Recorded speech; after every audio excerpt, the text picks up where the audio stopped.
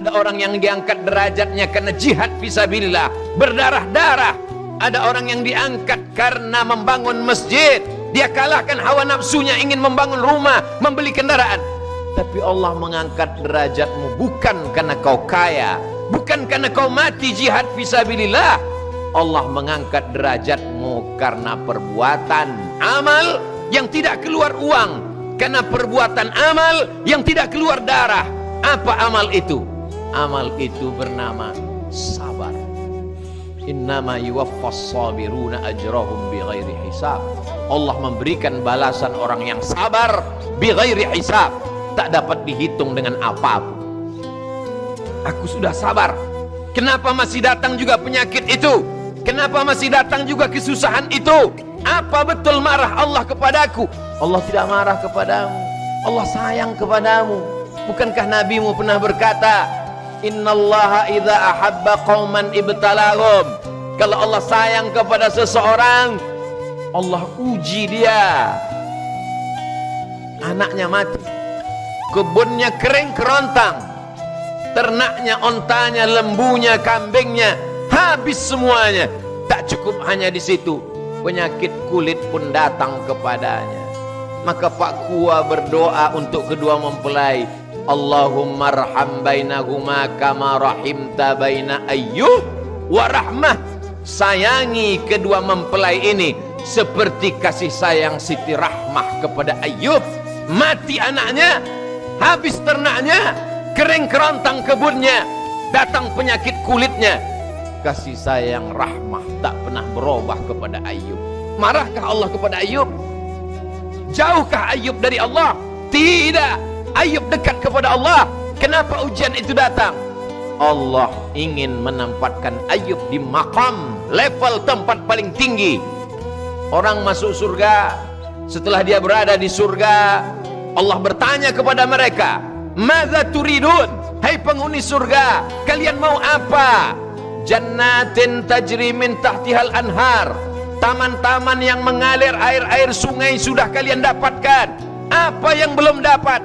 Mereka menjawab, ridhaka. Ada satu yang kami belum dapat ya Allah, ridha. Ternyata orang yang masuk surga itu pun tak semuanya mendapatkan ridha Allah. Itulah mengapa ketika kita berdoa, kita tidak minta surga duluan, kita minta ridha duluan. Karena siapa yang mendapatkan ridha pasti dapat surga. Tapi orang yang minta surga belum tentu dapat ridha Allah. Maka kita diajarkan, Allahumma inna nas'aluka ridhaka wal jannah. Dan yang mendapatkan ridha Allah itu cuma satu. Siapa dia? Orang yang ridha menerima keputusan Allah subhanahu wa ta'ala. Jangan berpikir terlalu sederhana tentang keputusan-keputusan Allah. Karena tanpa kita sadari, ucapan kita itu akan menyesatkan orang lain. Mereka tidak komplain, mereka tidak marah, mereka segan mengkritik karena kita ustadz, kiai, buya dan tuan guru. Tapi dalam hatinya dia berpikir, kenapa orang yang taat, sholat, puasa, zakat, ngaji, hidupnya penuh dengan kesakitan, penderitaan. Mengapa peminum khamar, pezina, koruptor, penipu, pembohong hidupnya tenang, perutnya kenyang? Kenapa tak ada kesusahan? Maka sesungguhnya mereka sedang diazab Allah. Azab yang lebih mengerikan daripada penyakit. Azab berbalut nikmat, istidraj namanya. Bukankah nabimu pernah berkata, innallaha la yumli lizzalim. Allah memberikan nikmat kepada orang-orang zalim. Nabi yang berkata demikian, la yumli lizzalim. Orang zalim itu dia ulur dengan nikmat. Hatta idza akhadhahu lam yuflithu. Ketika Allah mengazab mereka, tak sedikit pun ada lagi kesempatan mereka untuk masuk dalam surga Allah. Karena kenikmatan sudah habis, mereka habiskan di dunia.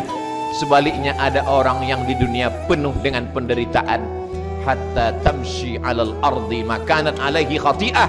Sampai dia berjalan di atas muka bumi, tak ada dosanya walaupun setetes, walaupun seujung kuku, walaupun seujung rambut, walaupun sebesar tapak kaki semut yang hitam di atas batu yang kelam. di tengah malam yang gelap sudah dihapuskan Allah.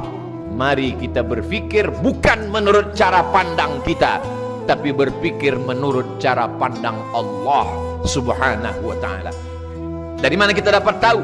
Baca Al-Quran dengan pembacaan yang sempurna. Dari mana kita bisa faham? Baca hadis dengan pemahaman yang benar. Dari mana kita mengerti? Dengarkan ucapan para ulama yang menjelaskan tentang perbuatan Allah. Kalau tidak, kita akan menyalahkan Allah, kita akan mengkambing hitamkan Allah, kita akan mengatakan Allah tidak adil. Mengapa Allah tidak adil? Allah amat sangat adil, tapi kacamatamu terlalu tebal untuk membaca keadilan Allah Subhanahu wa ta'ala. Makanya dalam hadis qudsi Allah berkata, ana inda husni zanni abdi bi, aku menurut prasangka hambaku kepada aku. Tidak ada prasangka yang paling baik kecuali bersangka baik kepada Allah Subhanahu wa ta'ala. Kalau hari ini badanmu sehat, belum tentu nikmat. Boleh jadi kau sedang diuji, apakah kau bersyukur dengan sehatmu. Kalau hari ini kau punya jabatan kekuasaan, belum tentu nikmat. Boleh jadi jabatan dan kekuasaan itu adalah ujian.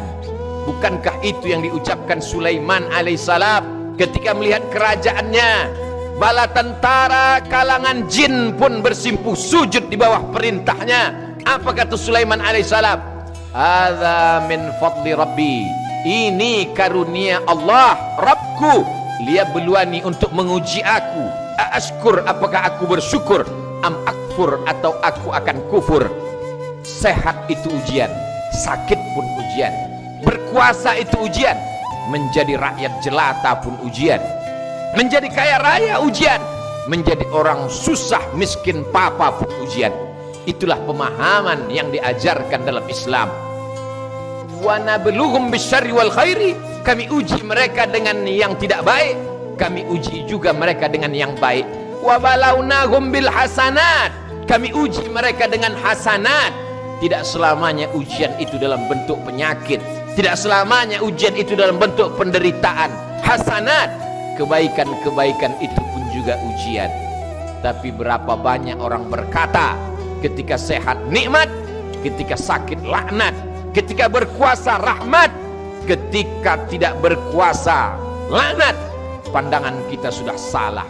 Berawal dari pandangan yang salah, dari telinga yang salah mendengar, kemudian kita salah berpikir, setelah itu kita salah berbicara dan salah berkata. Hari ini kita sedang lulus ujian sehat karena kita berada di rumah Allah. Keluar dari sini kita akan lulus ujian rezeki karena kita tetap berwakaf, berinfak dan bersedekah. Ke depan kita tetap lulus ujian anak karena kita mendidik mereka menjadi generasi yang Qur'ani.